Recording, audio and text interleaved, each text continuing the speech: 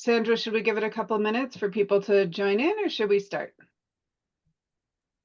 I think you should start.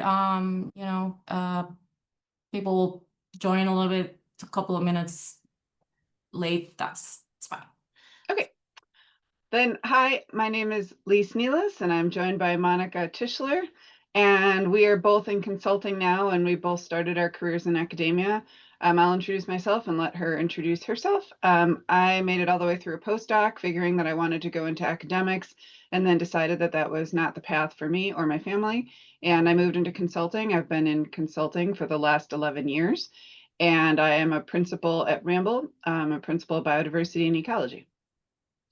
Hi, my name is Monica Tischler. I did my PhD and a postdoc, and then actually I went into environmental consulting and realized it wasn't the best fit for me and my family at that particular time. I was a college professor for 27 years at a small liberal arts college, took an early retirement incentive because many small liberal arts colleges are doing that for their professors, and rejoined the consulting workforce, and absolutely positively love it this time around. And it's been 3 years. Go ahead, Lise. Okay, so here's our agenda today. First, we're going to talk about job searching, transitional skills. We're going to go through a quick thing about CVs versus resumes, and then what is environmental consulting and like what's our everyday job, and then how to transition from consulting into consulting from academics. So I've done several job searches, and I can tell you what people are looking for when you're doing a job search is, can you do the job? So that's what you have to be able to show on paper before they even interview you. They want to know if you can do the job well. So whether you have the basic skills just from academics, they also want to know that you have some experience doing at least some of this, so they know you're going to be able to nail it, hit the ground running. And then do they want to work with you? And that is often told through your paperwork. So are you producing a CV, resume, cover letter that is appropriate for the job? Do they like it? And when you do an interview, do they want to work with you? Do you seem like you're going to fit into the team? When you are applying for jobs, one of the really important things is to figure out how you can make it easy for them. So that you need to be able to show that you can do the job, you're going to be good at the job, and you're going to be good to work with in the stuff that you submit and during your interview. So you want to make it easy for them to find all of this information. So then, can you do the job? How do you show that? You have terrific transitional skills. So if you're coming from an academic background, maybe you've taught classes, published papers, done laboratory or field work, you've probably done a bunch of grant writing. All of those things taught you skills that you will use in consulting. So you can see here the list on the left has the CV. On the right, it has what those transitional skills are on the resume listing.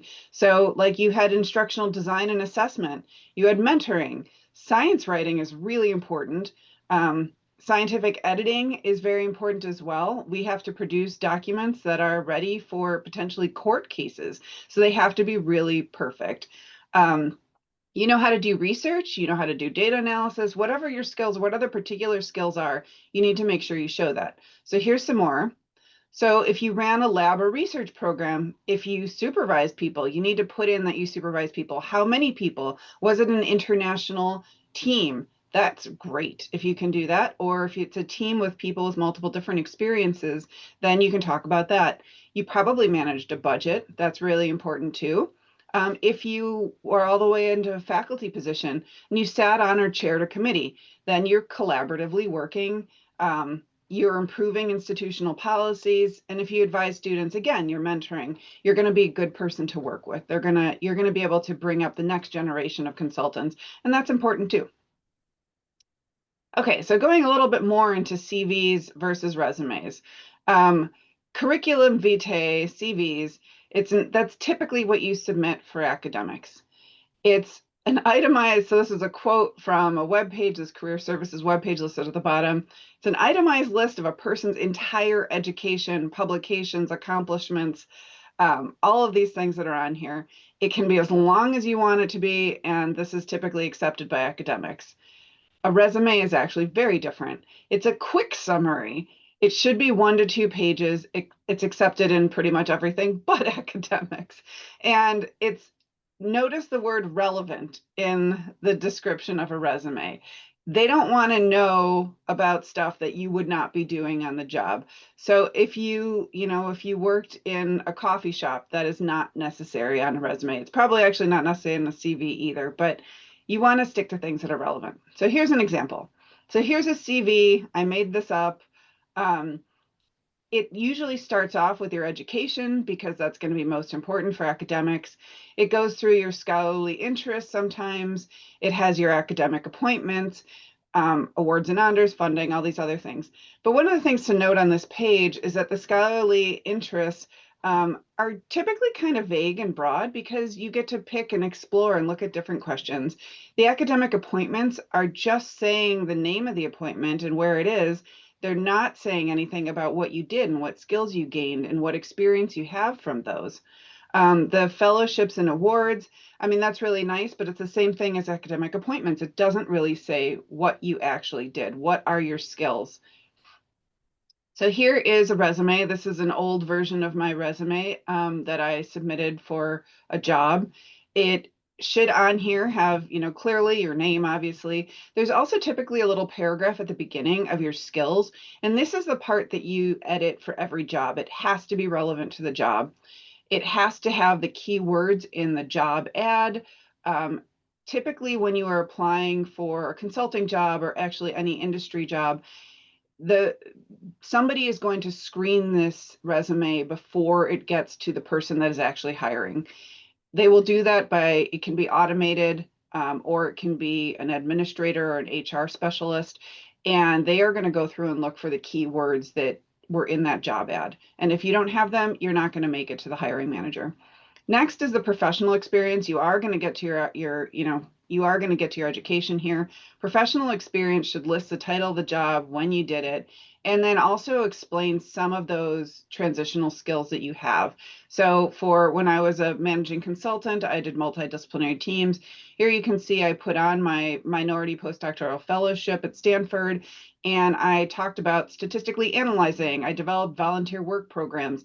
I supervised 4 teams of 5 researchers and where they were from to show that I had this multicultural experience and that was going to be useful to my consulting company.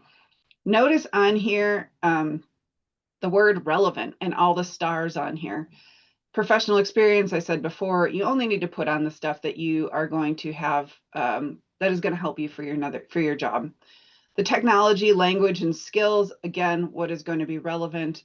The education starts with college and above. I have seen resumes that have high school, but that's not necessary. The publications and certifications, the publications, especially publications and presentations, you've probably done a lot of that. If you've only got 2 pages, you can pick the most relevant, and then you would put a heading that says relevant publications so they know that you have more. You could even put on there relevant publications, 20 published papers or whatever, and then just give them the couple that are most relevant. So here's the 2 of these side by side. And you can see how they differ. You can see at a first glance, so this goes back to making it really easy for the person that's reviewing your resume. What are the skills that you have that are going to help them to decide if you can do the job, if you're going to be good at the job, and if they want to work with you? And the CV makes that a lot harder. I have had a couple of job postings where I got CVs, they were didn't even have the scholarly interest on them. I had no idea what the field was, even that the faculty member was working in, and I had to throw out their application because I could not figure out what it is that they did and what skills they had. And it made me feel really bad because those people are very smart, I'm sure, and had great qualifications. But if I can't tell what they are, you're not going to get a job. So we've talked about that, and we will absolutely take questions if you have them now or later on. The next section here that we're going to talk about is what is environmental consulting? Are you really interested in this? So typically when people think about environmental consulting, they're thinking about this picture up here in the top right, where you're out in the field collecting data, and that is absolutely true. You do end up doing that. But environmental consulting is a lot more than that. You end up giving presentations, you end up going for dinners, often with clients. If you are trying to move up in consulting, you are going to become more and more client facing over the course of your career. And then you're going to have to do things like post on LinkedIn all the time to make sure that you're advertising your company and you're advertising the excellent science that your team does. So a typical day in consulting. Half an hour to several hours of meetings. The meetings can be small, short ones about specific projects. I just got off of a town hall meeting for my whole consulting company where they were giving us updates that we needed to know about AI innovations and what we're expected to do going forward. So there's always meetings every day, almost every day. We mostly work on reports or analyses. That is typically what we submit to clients as a deliverable. That would be what they're paying us to produce. There's lots of emails. The farther up you get in consulting, the more emails and more meetings you're going to have. We spend a lot of time messaging colleagues. Unlike academics, everything we do in consulting is in teams. You're almost never doing a project entirely on your own. It does happen occasionally, but it's just about always in teams. If you're a project manager, so if you're coming in as a more senior individual and you're managing projects, you have to make sure that they're advancing, which means that you're checking in with all your team members, make sure people got things done on time and handed it off to someone else so the project keeps going. So it's going to stay on time on the timelines and stay on budget. We do a lot of health and safety training. Thinking about what I did in graduate school and was an accepted health and safety practice is now in consulting ridiculous. They are very concerned. We are very science and results are very important. They're never more important than a team member safety. So we do a lot of health and safety training. We do invoices. You have to bill to the client that you did the work for. And so if you're managing a project, you will do that. And we have to track our time. So we track our time like lawyers do. And I'll talk about that in a couple minutes. So in my experience, consulting is wonderful for some people, but other people just hate it and leave. So here are some pros and cons that I've developed with other folks. We do have very flexible hours. Typically, if you have to do field work, that's different. But if I have to take my kid to a doctor in the middle of the day, I can do that and I can just make up those hours later. You basically have to get your work done in the number of hours you're supposed to work.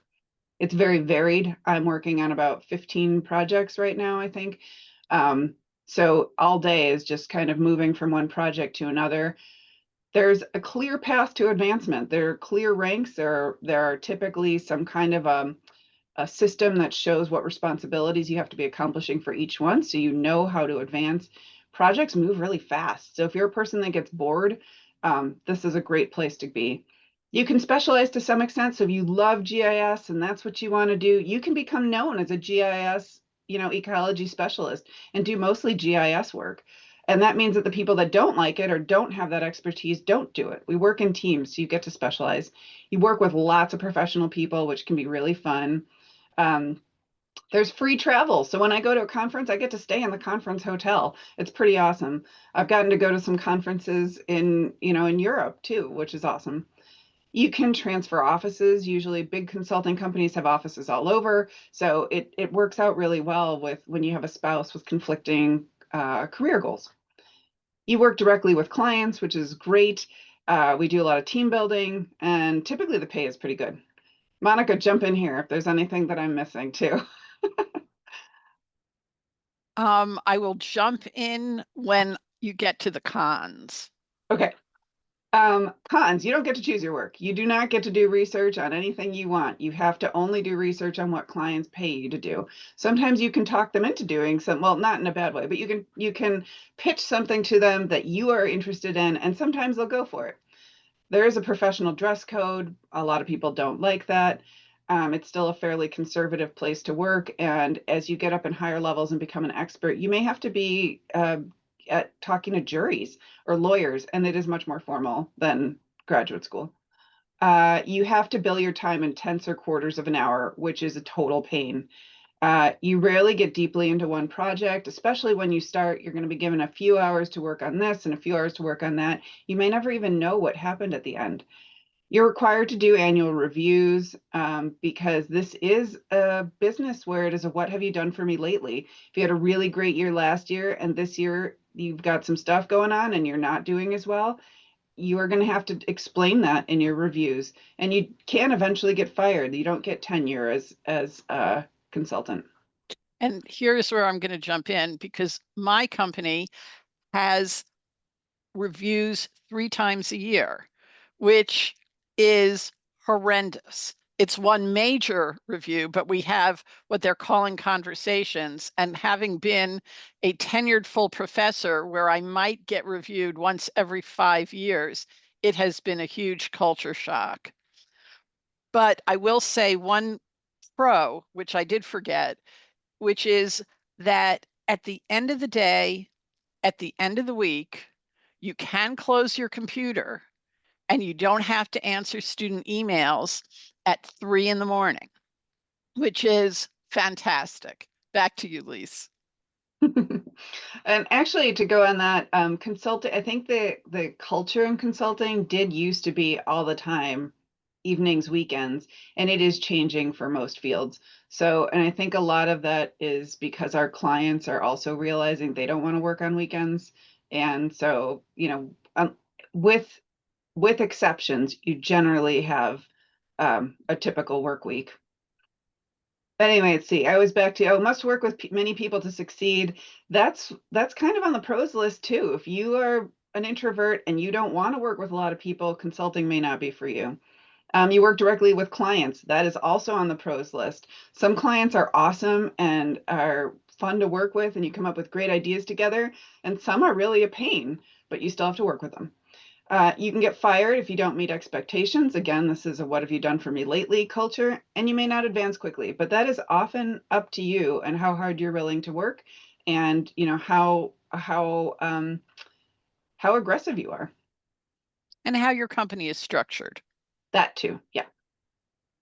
Okay, so to the billing. We bill in 6 or 15-minute increments. This is a billing sheet that I've cleaned up.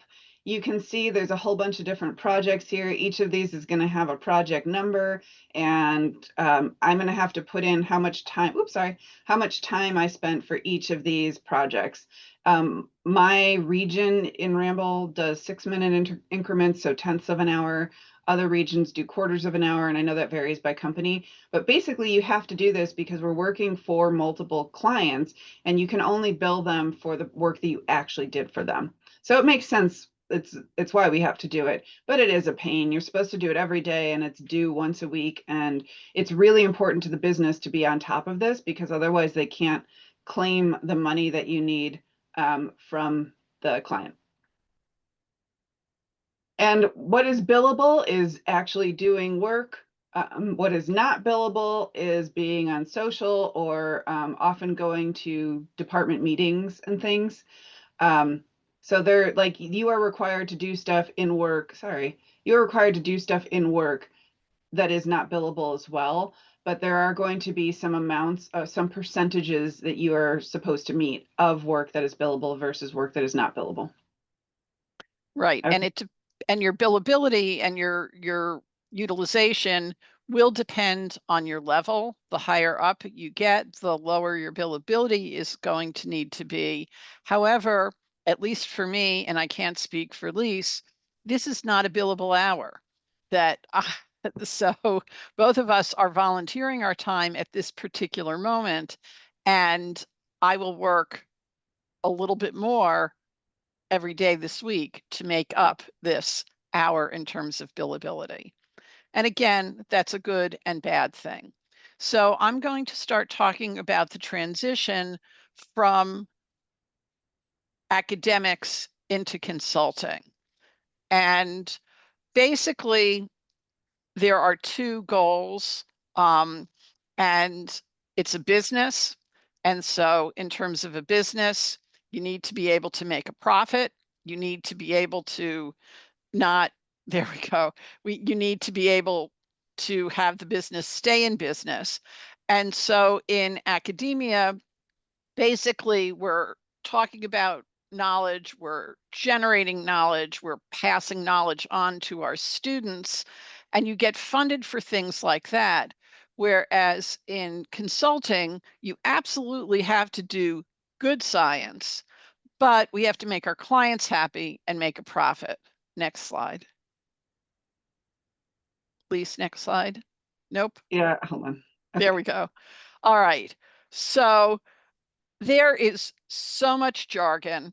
There is so much jargon in anything. Can you imagine going into a molecular biology lab, just jumping into it, and you would have no idea what people are talking about? Again, Lisa used the word deliverable. What is deliverable? It's the thing that you deliver at the end of a project. COB, close of business, right? If you have no idea, it is a whole new language. I will tell you that 3 years ago when I started, I had a running Word document with all of the different acronyms, and there are still new acronyms. And if you have no idea, you just have to ask. And that's something that's a slide in a minute, but you may not know what to do. And if you don't know what to do, ask. You will never, ever, ever be thrown into something all by yourself. You're going to be working in a team. And trust me, someone would much rather answer your question than to have you burn through a whole bunch of hours and not produce something. Next slide. And sometimes you are doing things that you do not want to be doing. In academia, okay, no one wants to grade. I'm sorry. If you want to be grading, good for you. But I never wanted to be grading, right? I never wanted to be doing graduation audits. But there are times when you are just plugging and chugging in spreadsheets. You are doing small tasks. You are doing something that is turning the crank. You are doing something that you find really mind-numbing and boring. But you know what? If it's billable and you do a good job, that will be good. Next And I'm slide. sorry, everybody. I don't know why the slides are automatically advancing, and I am trying not to. I don't know how to turn it off. But Well, anyway, you're doing we'll fine. keep going. So, Yes, all right. So here's ask. Is this ready for this right. one? Okay. Yeah, that is absolutely fine. And the thing is, because you're going to be doing a small piece of the puzzle, you need to know what is the final product. How much detail? How many hours do you have to do this, right? If you have 5 hours to do something, that's very different level of detail than 50 hours, right? And so you need to know how much, is it a 2-page document? Is it a 20-page document? Is it a 200-page document? And also you need to know what is the big picture, who are going to be your teammates, and also you need to make sure that you stay in your lane, because what's going to happen is, I don't know, if you're working for the EPA, you may not be the person who's interfacing with the EPA. If you're an academic, it might be okay to call them up. If you're a contractor, absolutely not. There's only going to be 1 or 2 people who are doing that interface. And the odds are that if you are the one just transitioning in, that is not going to happen. You're going to be checking in with your teammates. You're going to be checking in with the people you're reporting to. If you have people who are reporting to you, you need to be proactive to make sure that they also are on track. And then can you go to the next one, Lise? And you cannot go down rabbit holes. I wish that I could go down rabbit holes, but you cannot. You absolutely have to keep your eyes on the prize. You have to keep moving towards the end of the task. And the next slide is the one. You are part of a puzzle. You are one puzzle piece. And again, it might be just turning the crank, and that is what your supervisor wants you to do. And that is all you do. And then some other time, maybe you'll get to write it all up, right? You have to know where you fit in. And that goes back to the previous slide where it said ask. No, just keep it there. Sorry, Okay. sorry. But where it's ask, you need to know. And you can never ask too many questions, just like in academia. You always tell your students, keep asking questions. There are no stupid questions. Any supervisor wants to know that you know what the task is. And we can go to the next slide. And so generally, you will not transition as a senior consultant, but you will be part of a team of people who are just coming in. And you'll be reporting to the senior consultant, who probably will be reporting to someone senior to them.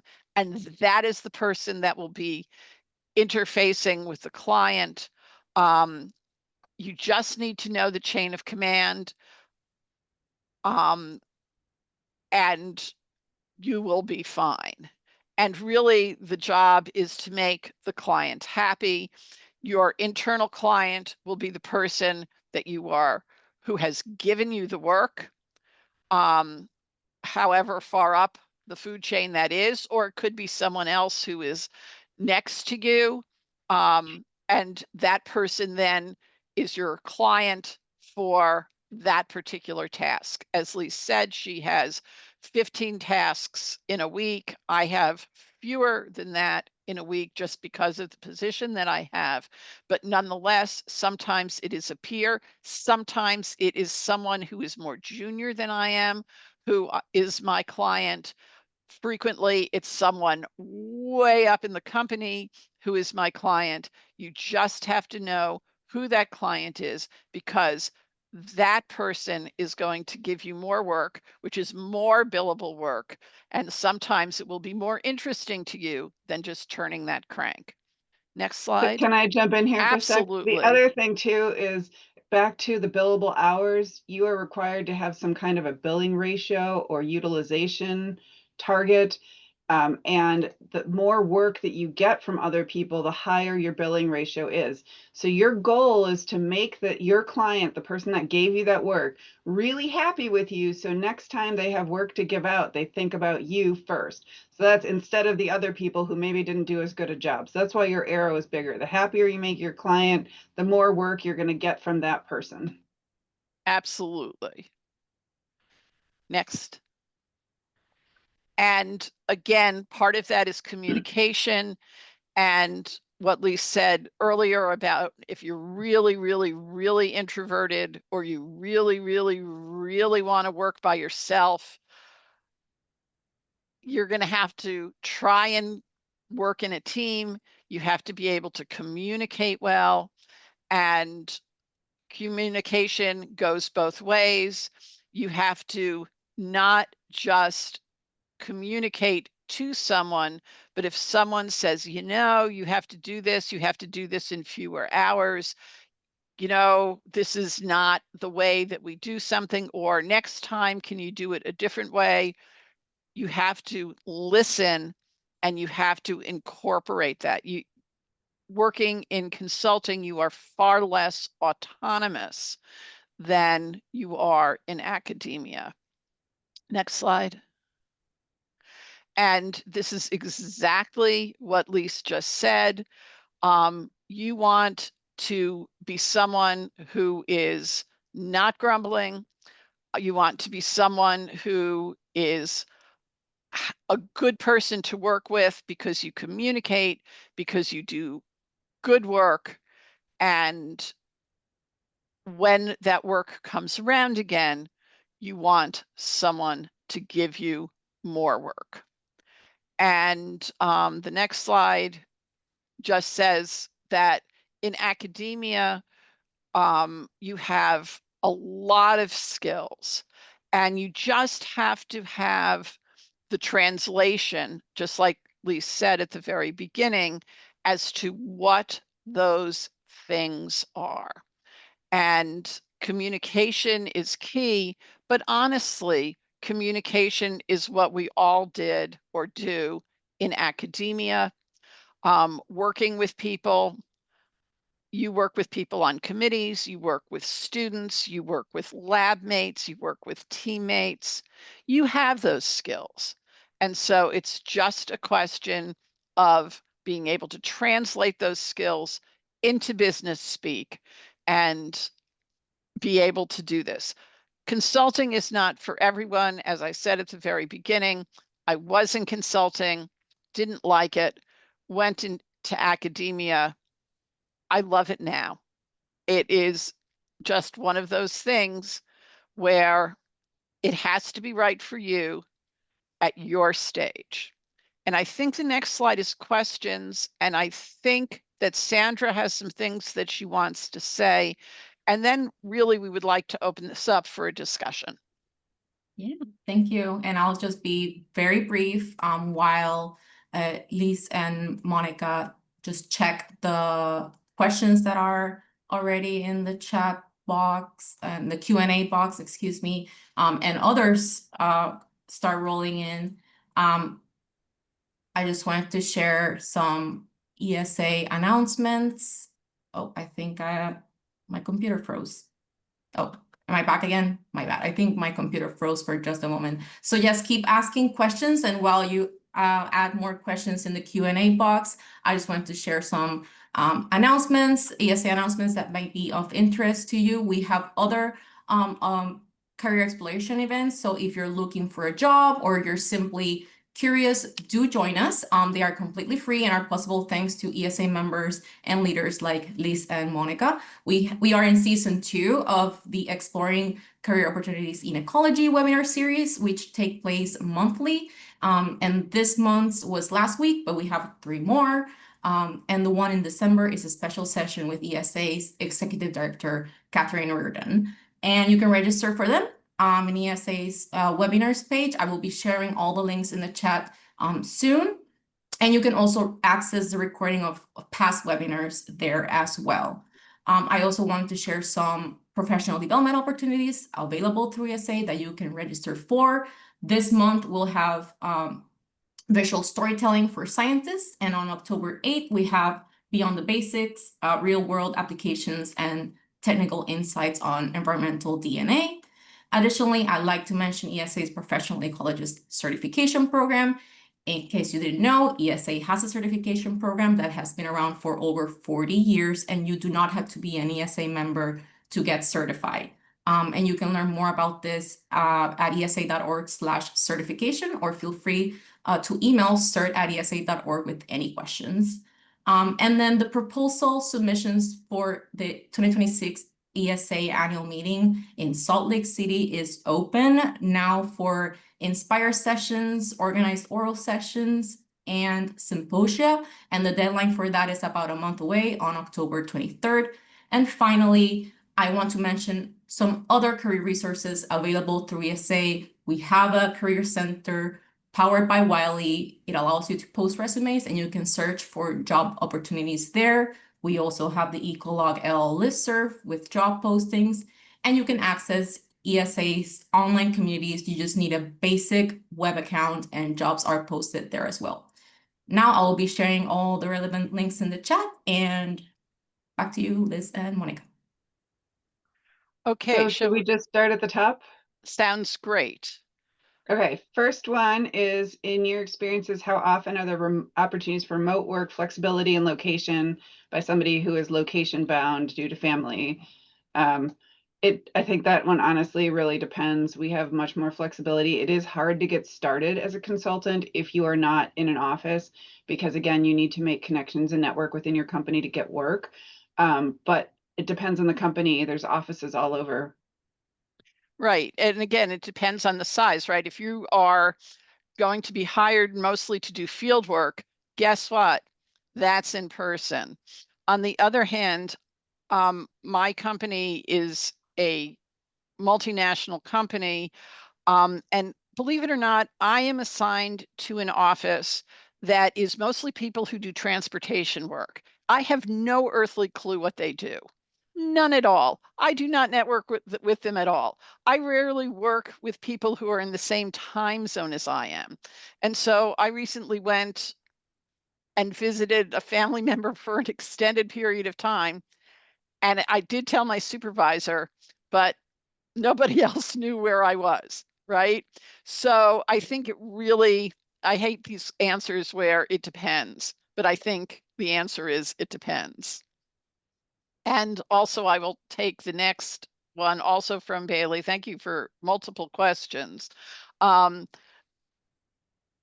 in terms of an annual salary, at least, yes, we have an annual salary. You do have to meet your goals, but it is, I don't know, a week of an hourly salary, a monthly salary, whatever. It is a set salary. However, depending on the company and the level that you are in, the amount of work that you do is going, your end of year reviews are going to affect whether or not you get a bonus, how big it is, or if you're getting like how big your raise will be at the end of the year. So we do Right. have a salary. Typically, it is not fixed. It is not based on project work for most big companies. Right, but it's not going to go below that, is what I think. Right, you Yes. have a baseline salary. Yes. And Typically, yeah. yes. And again, coming from an academic institution where we hadn't even had a cost of living raise for 11 years because we were having financial difficulties, it's wonderful to be able to have increases. Do you want to So take the the next? next questions in academia, we talk a lot about finding the right fit in terms of faculty job application. Is that true for consulting companies? Yes, because when we are hiring, so there's a couple ways that consulting companies expand their numbers.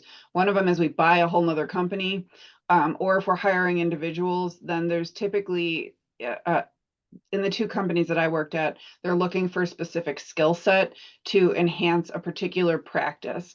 And so it can be a very specific skill set. For example, when I had a lot of work coming in from Latin America, I really wanted people that could speak Spanish, but it could just be a broad skill set and they may not know what it is that they want until they see who applied. So I think honestly, the how do you find these companies is just trying. You're going to have to find that fit. LinkedIn is a really good source, Yeah. and making as many connections in LinkedIn as well. Okay, and then the next one, how easy is it for an academic to transition into industry? You've experienced pitfalls due to absence of industry experience, as mentioned at interviews. So how can one get that industry experience without a chance to perform in industry? Some of that is going to be these transitional skills that we were talking about, just focusing on the fact, I don't have industry experience, but I do have experience in these specific things that you are looking for through my academic history. The other options, or if you're a more junior person, there are sometimes internships. We do that sometimes in the summer. They're posted on our website. There are internships in other places. If you are already a faculty member and you're interested in getting into industry or getting industry experience, many universities allow you to do consulting, and many companies are interested in having consultants from academics because it is considered more prestigious than hiring a consulting company. And so that is another way to do it. Right. And again, I think if you do straight academics in terms of your CV, you are not demonstrating that you can do industry speak. But if you do use your skills as transitional skills, I think that will work. And to the anonymous attendee who said that's a repeat of the same question, more or less, I think you have to sort of go out and see what it is that these companies are doing and make connections. Job insecurity. This is one, it somewhat depends on the company. bigger companies tend to hire people that they want to stay there for their career and are going to invest time and money into you in training. And so they are not expecting to fire you if work is getting light. Smaller consulting companies do occasionally hire people on a project basis, like they know they're going to have a 2-year project with somebody and they need to staff up for it, at which point you would just want to make sure that you're really, unless they hire you as a term job, that you're really great at your work so that if things get tight financially, that you are not on a layoff list. But in general, we're hiring people because we want them to stay with us. It is a big investment of time and money for us to train people, and we do not want to just let them go. So I would say that our jobs are fairly secure. Agreed. My company just lost a whole bunch of federal contracts, but we are really working very, very hard to transition into other kinds of things. The next question is about independent contractors, and I really can't answer that. Can you, Lise? Yeah, we work with independent contractors for certain types of projects. So for example, if we need field work experience with a habitat and we don't have staff there, we do work with independent contractors occasionally. But to do that, you are going to have to be a licensed company. So you're going to have to set up your own company because we require that our subs also have like corporate insurance and stuff like that. So there are ways to do that, but basically that is putting yourself out there as your own consulting company and then trying to get work as a sub with bigger companies or directly with companies themselves. So that's self-employed. That's the self-employed part. And I definitely have worked with academic institutions while they are a sub to us as contractors. That is not as common as us working with private sector consultants, typically because academic institutions are known to be a lot slower to produce products than consulting companies are. And so only some clients are really interested in that. And there are situations where they prefer academic labs as consulting companies than private sector, but it really just depends. And unfortunately, I don't know how to tell you to get into that. Thank you, Lise. In terms of what the onboarding process might be, I think this is very, very company specific, but certainly we had many, many hours over a period of many months getting introduced to the corporate culture, from everything on how to actually submit your time card and what you had to do to how to get IT support. And I can tell you, because time is money, our IT support, our librarian type support, all of those kinds of support, HR support in a company is fantastic because it saves people time and money. In terms of onboarding, sometimes there are cohorts, sometimes you're meeting with your supervisor. Lise, do you want to jump in on that? Yeah, so the onboarding process here is we have a lot of health and safety training. So I just had a new employee start and she had to do a ton of health and safety training and all kinds of other training too. So you learn all this stuff pretty quickly. I think you're kind of dropped into the deep end sometimes, and we don't hire unless we need somebody else to do the work. So like her first week, I said, here's a proposal draft, make another proposal that's just like this, or second week or something. So, you get in pretty quickly. And then the second part of your question, when you applied, what percentage of qualifications did you meet? So I applied and there was no job description for me because I got it through networking. So when I was doing job searching, somebody got me an interview.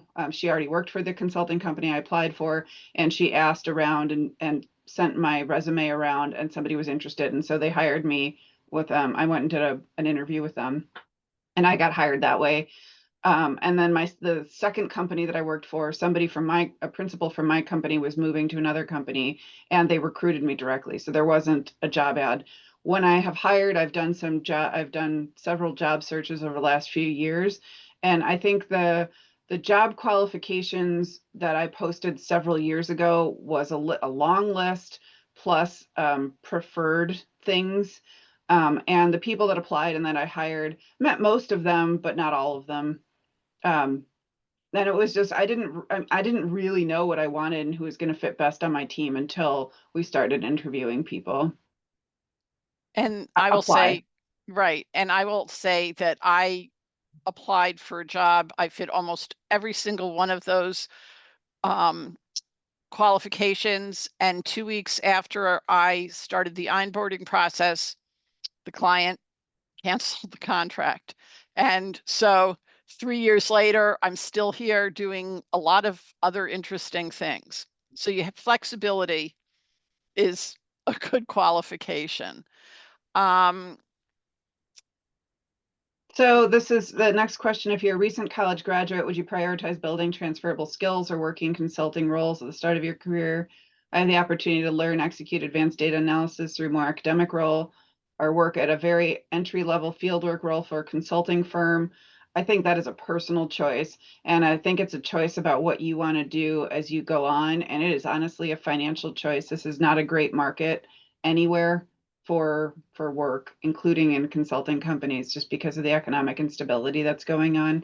So I don't know that I can I don't know that I can really give you advice on that one. I'm going to take Tom's question next, which is for faculty who are mentoring graduate students. One of the things I would encourage, Tom, is to have students do paid summer internships. Lots of companies offer summer internships, not just for undergraduates, but for graduate students, so that they could get a taste of what consulting is about. I would also say analytical skills, writing skills, Speaking. speaking, communicating, all of those things are of paramount importance. And so maybe taking one of those liberal arts classes so that you can do critical thinking kinds of things rather than learning to identify different kinds of bark on trees. I would also say that even that doing a paid internship with any kind of industry or consulting would be a bonus, because one of the things we've absolutely talked about as we're reviewing applications is, does this person have a real job? Because if you're coming out of consulting and you've never had a real job before where there are timelines and you have to sign in or whatever, it makes you less attractive. Right. So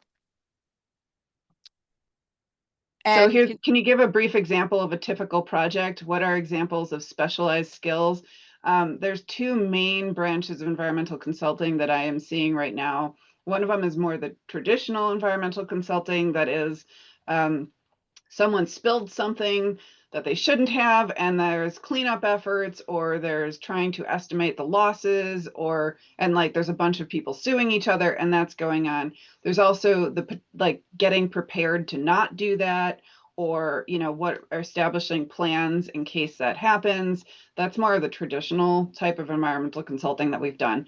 There is now kind of a movement because of laws in Europe to start doing proactive biodiversity, nature enhancement, trying to get, net positive goals, but for biodiversity. So that's kind of what some projects are on. That's not a specific project. Like a specific project, we're going to have a kickoff meeting. We're going to get all the finer points nailed out. We are going to do all the activities that are necessary, fieldwork, GIS, report writing, whatever. We're going to submit it to the client. They're going to give us feedback, and then we're going to finalize it. Like any project, that's basically how it goes.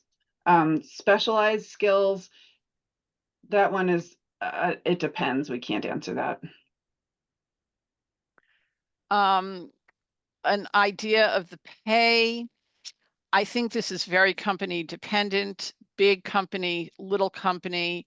Whether you're starting at the junior level or a senior consultant, I will say that the pay ranges are similar to what I knew, which was small liberal arts colleges. However, it will go up very much higher than that, So just an example, especially if you're a part of profit sharing.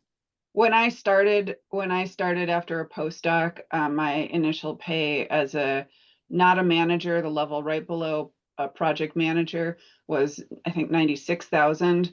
When we're hiring people out of undergrad and out of master's degrees, it tends to be more like 60, 70, 80, depending on their experience level.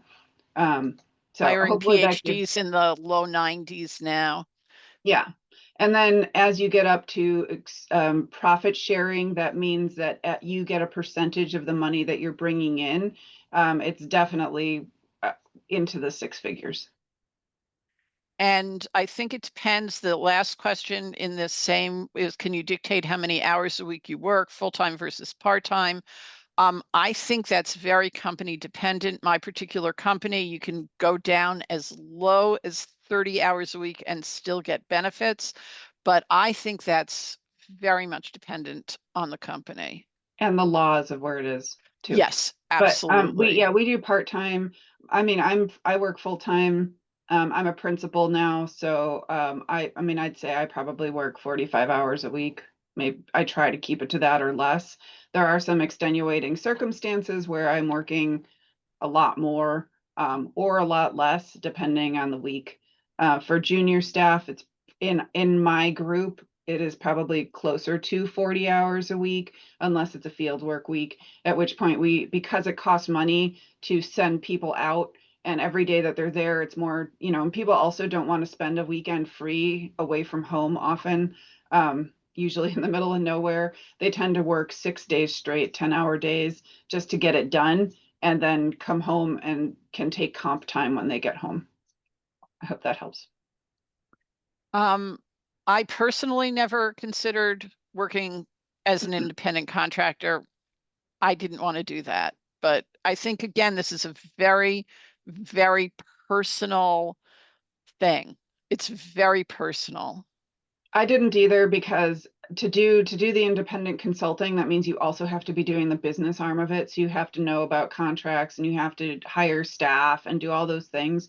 And I didn't want to do it, so I didn't do it. But we do definitely work with small companies. This next question, someone says GIS skills. We use people with GIS skills all the time. Oh, that would be, we hire people who just do GIS, right? I think that anything that might be in a job description is worth putting down. Saying that you make a really great latte, if it's not in the job description, isn't really worth doing that. And I'm going to riff off of that to say that, yes, we hire modelers. We do all sorts of, depending again what the contract is, whether it's modeling, whether it's analytical kinds of things, those hard skills can be used, but you have to find the right fit, right? If you are a modeler or a theoretical scientist, maybe a fieldwork position isn't the right place for you. It's all about finding the right fit. To your GIS specifically question, most people have some GIS skills, and that's great to put down. Just make sure that you're not overselling it, because we are going to look at what you say your skills are, like at that, first paragraph, and then see in your experience where you actually did those skills. So make sure that you're clear about what you can do, but don't oversell it. And also realize that we have people that are applying or that are already in our organizations that are really skilled at GIS. So it might be nice if you've got some GIS skills, but I'm not hiring you for that. And so I wouldn't necessarily expect you to like build that skill set, unless it's like where your passion is and you're going to learn on the side and then want to start getting more into it. That's fine too. But it is a personal thing. All right. I'm going to answer the question, are there Is it a great idea for senior faculty to move into industry? You know, I did it, right? I think it has to be the right thing for you. You have to find your niche. I actually am much lower at a much lower level than I would have been had I been in consulting for the 30 years I was in academia. And that's really okay with me because I've don't want to do budgeting anymore and things like that. You know, been there, done that, got the t-shirt. But then you can fit in some really good roles. And again, it's all about finding the right place for you to be. And I will also go Can ahead, I? One really please. great place for senior faculty to come in is if you have an experience that is something that people sue each other about a lot. Oh, So yes. toxicology or whatever, then you're going to look great to lawyers who want to have expert witnesses. So that is one thing to look into and to sell yourself with that type of experience. Or I'm a microbiologist, biodegradation, kinds of Fate and things. transport. Absolutely. So that actually leads us right back into the question by May. Do consulting companies hire ecological theoretical modelers? That is my background. I'm an ecological modeler. I'm a theoretical ecologist. And I do not typically do that a ton now, but we have occasionally gotten projects where, we got to do one about habitat suitability models, and we modeled it for current and future climate conditions. Several of the staff that I've hired also have theoretical knowledge, and I hired them specifically because people were wanting really great statisticians and analytical ecologists. And so we've been able to get work doing that.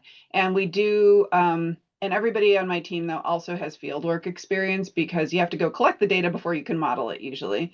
And so, I mean, I would just advertise any skills that you have. In terms of the social scientists, a lot of work needs to have social scientists type of expertise. It depends on the job. It depends on the contract. And so I really think, again, it's all about finding the right fit. Also, so if you're interested in doing that, look into international finance, read the Equator Principles and read the International Finance Corporation documents. A lot of the performance standards are based on social aspects, and they usually have a tie-in with environmental and social. So that's something that if you read up on and you think that you have that skill set, you should advertise that. And I'm going to answer the question about work-life balance. I know Lise said, yeah, I can take my daughter to an appointment. I feel so much better having moved from into my second career. This is the next question. After retiring, taking an early retirement incentive from academia, I have so much more time. It's wonderful. I am not grading in the evening. I am not answering student questions in the evening. I am not worrying about my lecture for the following day in the evening or over the weekend. I think it's much more about a work-life balance. And yes, I do not have my summers off, which who in the world ever had summers off? You're on a 9-month contract, which means you're paid for 9 months, but you're really working 12. When you have, you're taking your PTO, when you're taking your vacation, you're on vacation, and it's really okay. I think it's fantastic. I think, though, that you should qualify that it depends on the managers and it And depends on the depends on the industry that managers. you're in. Like the Yes, people that do a lot of realtor work that are doing due yes, diligence, often that comes up really last minute. If you're working with lawyers, they are notoriously last minute. They contract you and say, can you get this done in 2 weeks? So I think it is the balance for family time goes up and down depending on the workload. absolutely. And when you have Generally, a it's fine. deliverable, you have to get it done. Generally, it is fine. I almost never work weekends. Um, I wish I could say that about evenings, but I probably work an evening or two a month. But that's it. I like it. I think it's fine. And some of it is just making sure that you know your boundaries and express your boundaries. Like I was asked to go to a training in October, and I said, well, that's my son's birthday, and so I don't want to do that. And all the managers were like, oh yeah, okay, no problem. You don't have to go to that training. We found another time that I could go do it. Do you want to answer one or two more questions? I think we're at the hour, but we can do, there's only Yeah. 2 more left here. Do you have any advice on choosing master's programs that are most relevant for consulting careers? Nope, you should choose what you are interested in.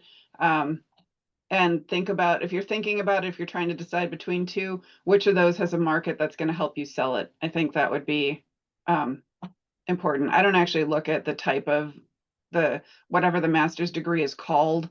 I look at what skills they have and what experience they have. That's much more important than the name of your degree. And sometimes hiring straight from a bachelor's is better. It depends. And then what application materials would you consider most important for demonstrating writing ability? Anything they ask you for should be perfect. Take the time to check the font, check the spelling, and making sure that it is Grammar. perfect. Yeah. So, I mean, I don't even usually ask for cover letters anymore. I usually just look for resumes. So make sure whatever you send in is really well done. Right. And answer what people are asking. Yes. Answer the question. I think that's our last question. I hope everybody found this valuable, and thank you, Sandra, for inviting us to do this. Yes, thank you. And thank you for those of you who hung in there, because lots of people are gone now. Yeah, thank you both. And thanks for everyone for the great questions. And until next time. All right. Bye. Bye.